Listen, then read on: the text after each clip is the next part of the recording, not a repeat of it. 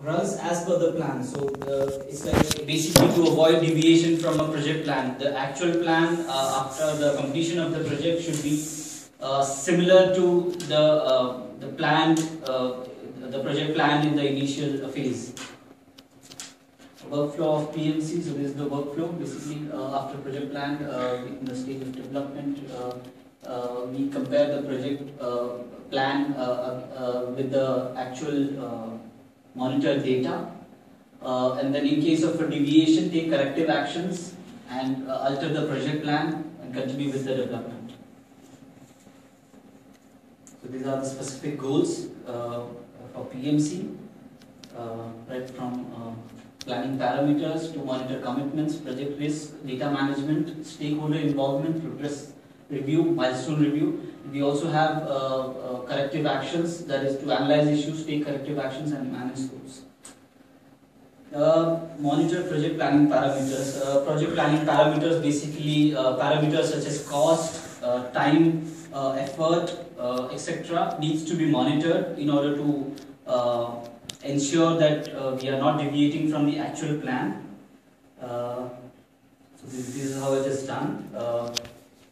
We monitor progress against the schedule, then monitor budget and effort, monitor attributes of task, monitor resources, monitor skills of staff, and document deviation. So this document actually is the end of this monitoring process, but plays an important role in order to identify if there is any deviation from the actual plan. Next is monitor commitments. Commitments basically, just to summarize, I would say whatever the team has committed first to the user or the client, next whatever the developers commit to the team. So those commitments need to be fulfilled and those need to be monitored in order to ensure each and every stakeholder in the team performs the desired task on time. So this is how it's done. It's review commitments, identify troublesome commitments, and document results. Troublesome commitments basically means in case a developer commits that I will complete this task by tomorrow afternoon, and by tomorrow morning we see that it's far from completion. So it's a troublesome commitment, that is he committed something which is not actually true.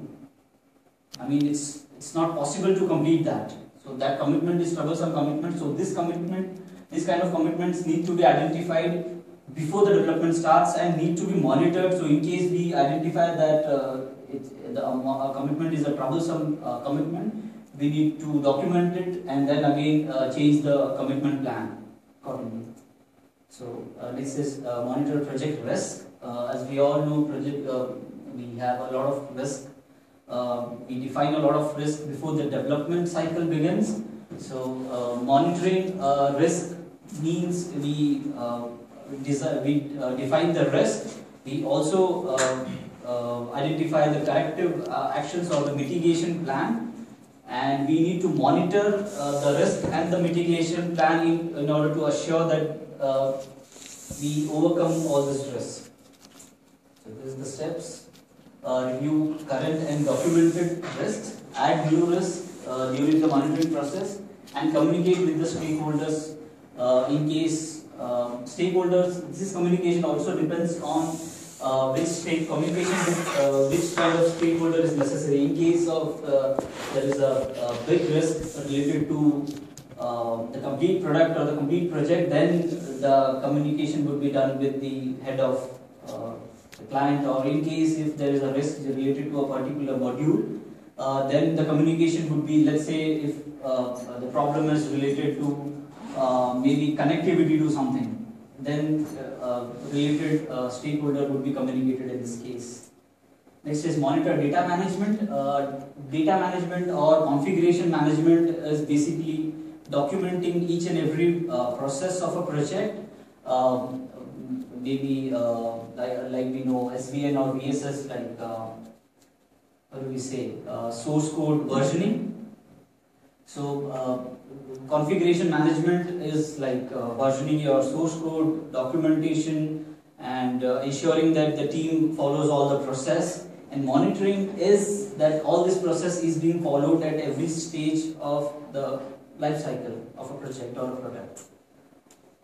So these are basically steps to conduct configuration management. Identify configuration items. Configuration items basically means, let's say, hardware resources or software resources, source code, or maybe some document, a risk document is also a configuration item. Establish a system for configuration management. This system could be a tool that is being used, maybe Jira is used most of the times, or SVN, or PFS is being used. Next is create or release baselines. This basically goes in mostly with the source code. Track change requests, also a part of, just documenting the changes with respect to documents as well as source codes. So documenting for documents as well. It's not just documenting for source codes or hardware resources. It's also, we have various documents. If those are changed, we also need to document them in order to ensure those changes are what is desired in the project. Next is maintain inventory of configuration items. Maintain records of configuration management activities. So point number 6 is actually documenting the entire configuration management process. So in case of let's say the 7th point, that is conduct configuration audit. In case a configuration manager decides to take an audit, even that needs to be documented in order to let's say monitor that the process is being followed by entire team. This is what software configuration management is: release management, environment and integration and deployment, baseline traceability, version control.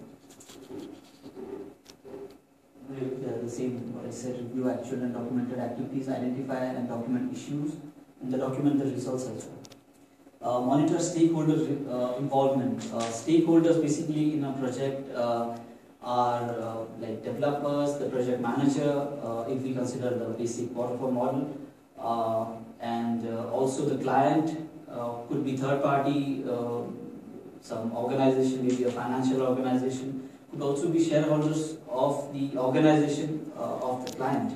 So even those are stakeholders in the project.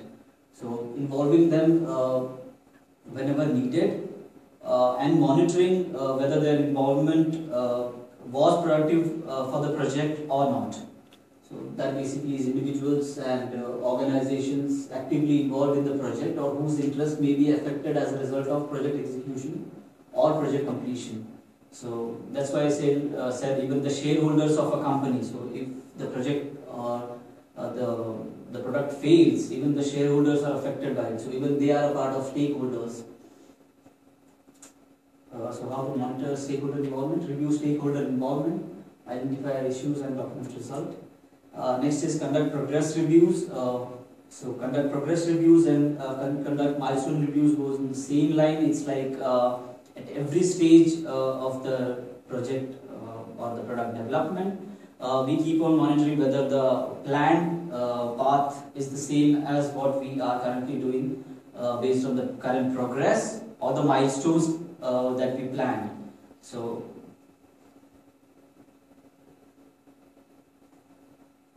this probably seems the same. So end of day 1, how many tasks are not started, in progress and done. So every day we keep on updating this.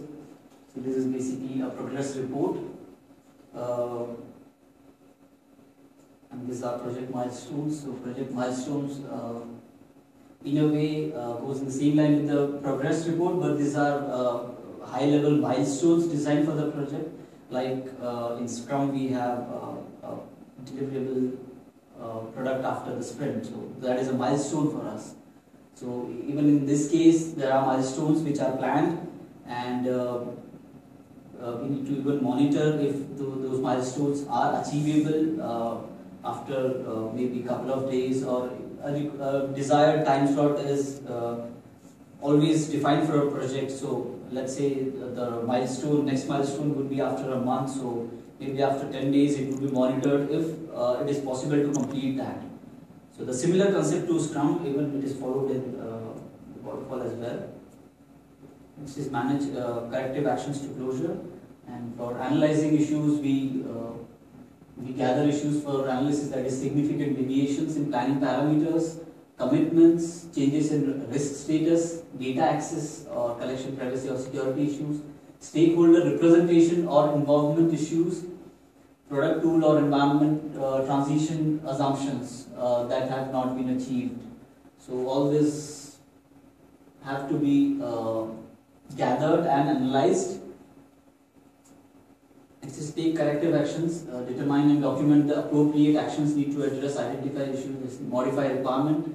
Most of the times we either modify the requirement, we modify the plan, revisit revising estimates and plans, add resources in case we feel if we are not able to achieve a milestone, if we need to add a resource, we need to do that, or revising project risk. So if we identify a risk during the cycle, we have to even revise the risk.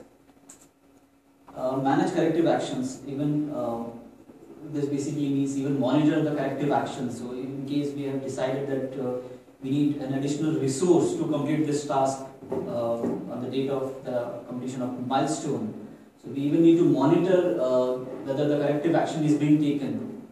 It's not like we need a resource on the 10th day we decide and then until 20th day we don't have a resource. So that's not going to help. Next is a Scrum. So I will take more time on this. We already had a lot of lectures on this. So it is basically Scrum and which part of Scrum monitoring is being taken care. It's like monitoring project against the plan. That's it. That is the sprint retrospective. The daily Scrum, we take a lot of activities from that. Only minimal monitoring activities, because in Scrum we all know we don't document too much. It's more work, less document. So minimal monitoring and control. That is a few documents that definitely need to be monitored and prepared and monitored. That is the risk documents or probably versioning documents. Those need to be monitored even in Scrum. So only those documents or those monitoring concepts are used in Scrum. This is how it works. So these are the CMMI practices, and this is how we do in Scrum. So as I discussed, the planning parameters against the project plan. So in Scrum we have sprint burn down chart that tracks efforts remaining, release burn down chart that tracks completed story points, or the project task board used to track stories that are done. So similarly, even for commitment, we have discussions on team commitment at the daily Scrum meeting, sprint review meeting, and also elaborate them in the sprint burn down chart that tracks efforts remaining. Similarly for project risk and everything, I'll discuss this in detail in the next slides. For project planning parameters and commitments, we have a burn down chart as well as release burn down chart, project task board. So that's the sprint burn down chart when we monitor the all the practices in daily Scrum meeting, sprint review meeting, and sprint retrospective meeting. Excuse me. So that's how we do it in this sprint burn down chart, and even in the release burn down chart. So the required data, I don't think it's clear from here. It's not visible here. So this basically represents the data that we need to monitor. For release, basically this goes with commitments. Whatever we have committed for a release, that needs to monitor. Project task board.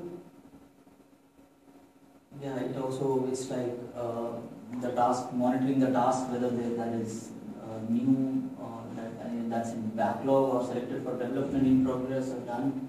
So even that is a part of it. Velocity chart. Next is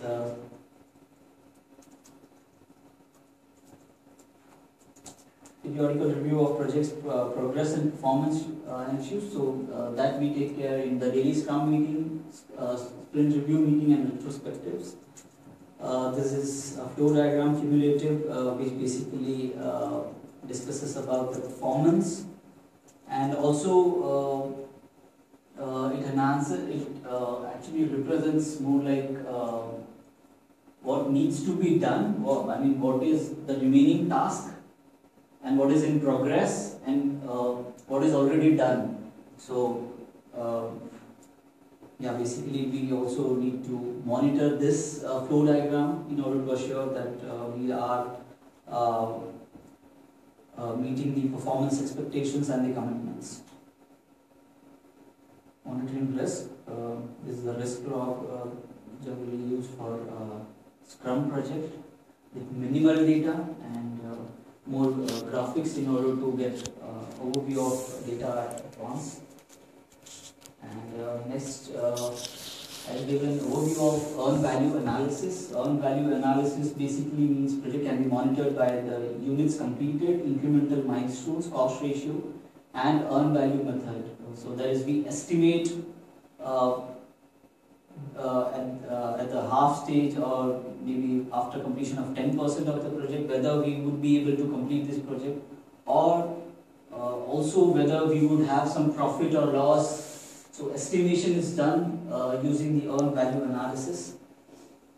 It utilizes the existing project information to forecast to the project's future performance. It uses the worker hour as a way to weigh the value of one activity with respect to others. So these are the few terminologies we are going to use. BCWS, budgeted cost work scheduled. That is, as its name said, the planned cost of work scheduled, actual cost of work performed, and budgeted cost of work performed. Yeah. So this is basically a graph we use. This is the cumulative cost. This is the actual cost of work performed. This is the budgeted cost of work scheduled. So this was what we planned, and this is budgeted cost of work performed. So we are anyways exceeding the budget in this case.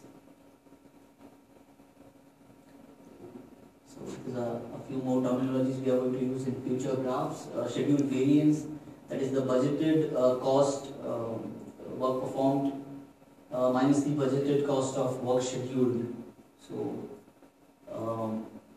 and this is the cost variance BC, like budgeted cost of work performed minus the actual cost of work performed. Scheduled performance index. Now this plays an important role. SPI. SPI less than 1 means project is behind the schedule.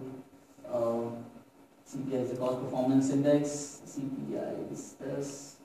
CPI less than 1 means project is over budget. So we define the earned value analysis based on a few key parameters such as the SPI, the CPI, and the CSI, the cost schedule index. This is how we use it. It's just a snapshot. It's pretty complicated, but it also represents all the cost factors we have just seen. So that's the CPI, the SPI, and a lot. Matrix chart. We have just a few charts that resemble the same thing, the cost factor and what was planned, and how do we estimate the progress of it and forecast the future of the project. I'll go to a real life example. Now we have used two sets of examples and merged them together. This is from a tool we have taken. They had some dummy data, so we are not assuring this data is true, but the format is absolutely true. And we have also taken a few samples from IBM software group, that is the Pigori software. So this basically is now focusing on the parameters, planning parameters. This is used to plan cost.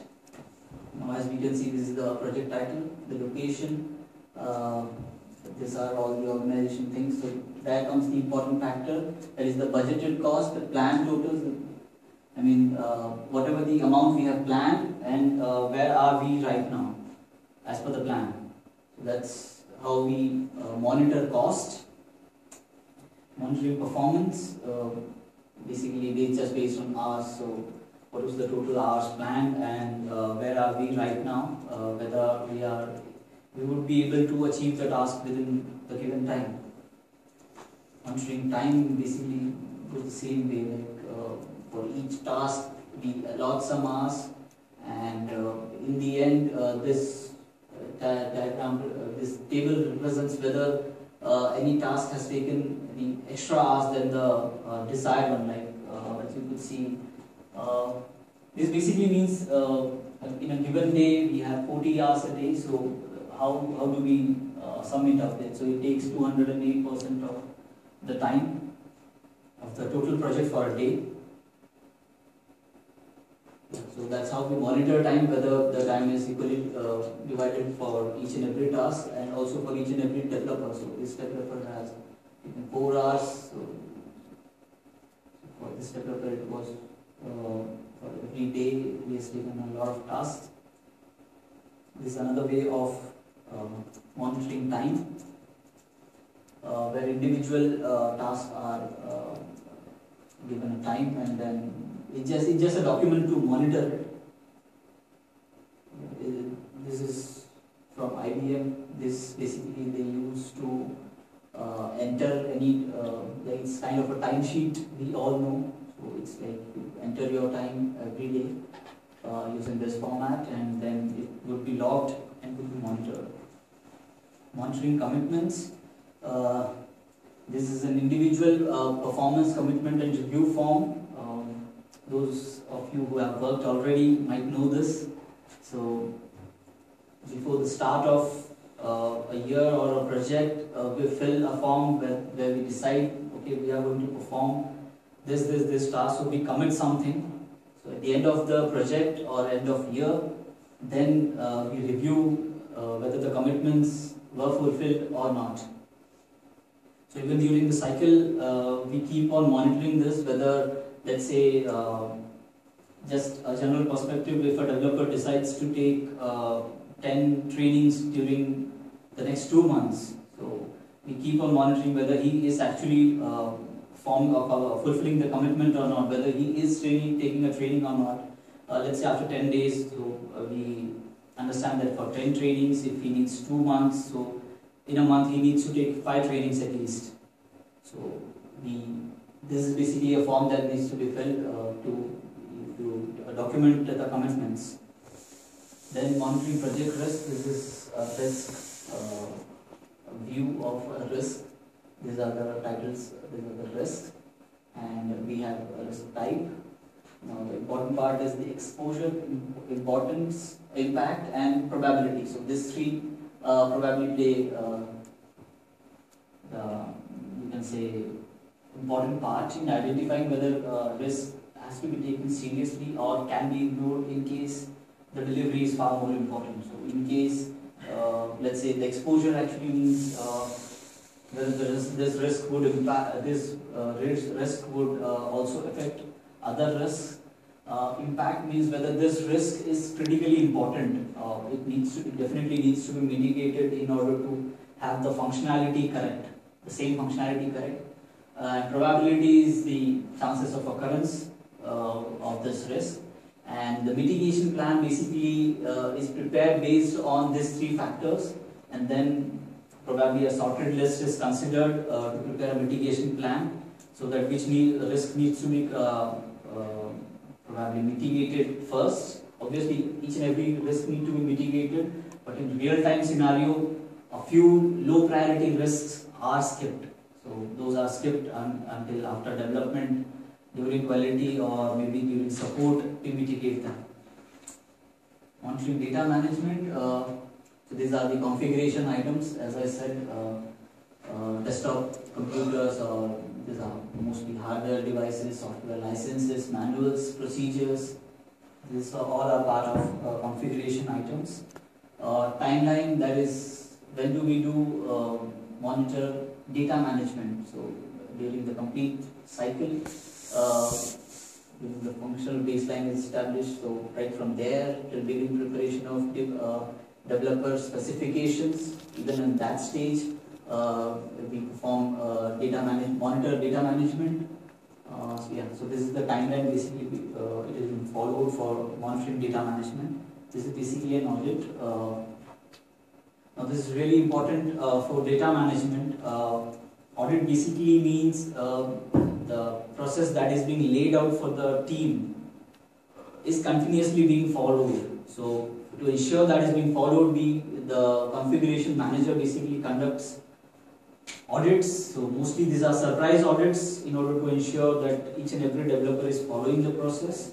It could be like, let's say, which kind of tools the developer is using, or the process of development. Let's say, when is he preparing a test case, or maybe during development, is he commenting his own code or not. So this is an audit plan basically. It also involves a lot of documentation activities, such as let's say we have meetings, daily meetings or weekly meetings in a project. So whether those are updated even by the team leader. So configuration manager will even audit a team leader whether he is actually maintaining a log of each and every meeting in the team. Assessment.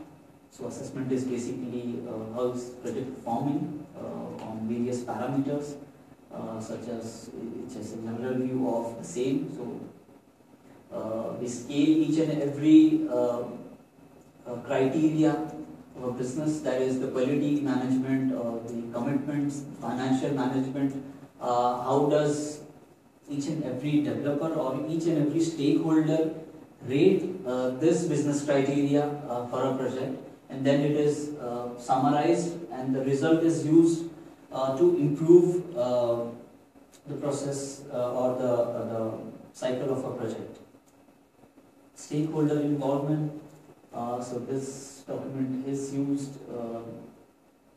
to basically understand which type of stakeholders are needed at which phase of the project, that is in the project management board. These are the stakeholders that are needed or not is advised here. So A means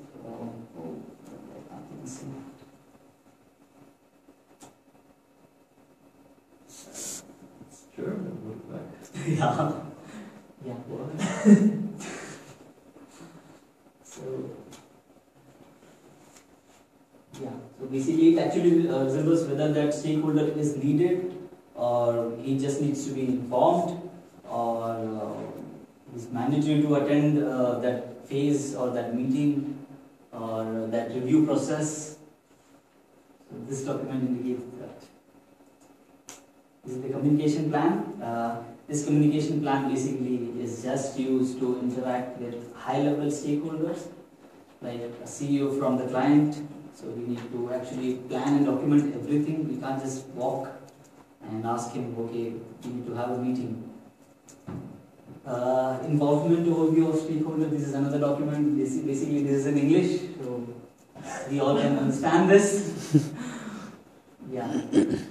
So A is accountable, R is required, C is consulted, I is involved. So these are the stakeholders, internal stakeholders and external stakeholders, and these are the steps or the planning steps.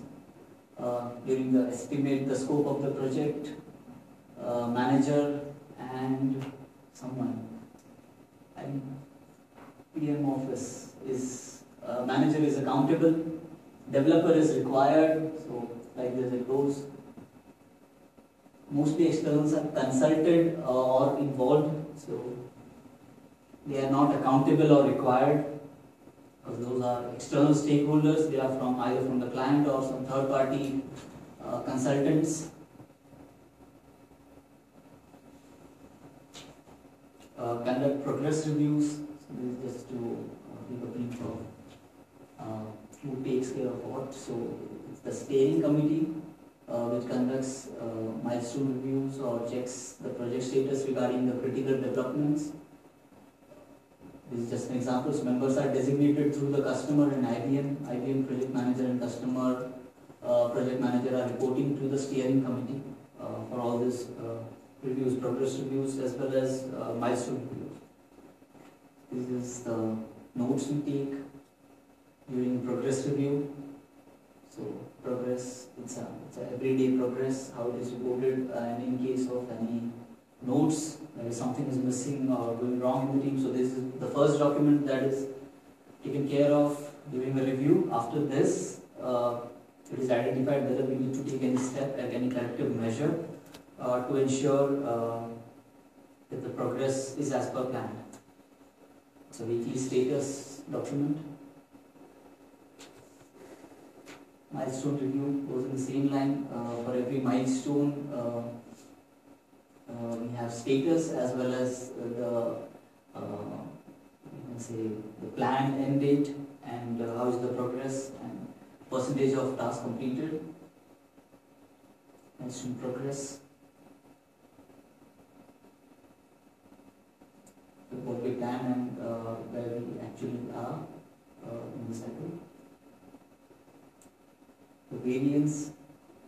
So there is going to be another figure. So it is like complete, red or green. So in case of red, it is in lagging behind the planned milestone end date. It's in minus. Most of them are in minus probably. So they are missing by far. Feedback. Feedback basically means for every milestone after completion. Just like Scrum, we take feedback from client or feedback from the reviewer. Those feedbacks are logged, and if there is a negative feedback, then the necessary changes are made. So that was it. We used a lot of references and questions and thank you.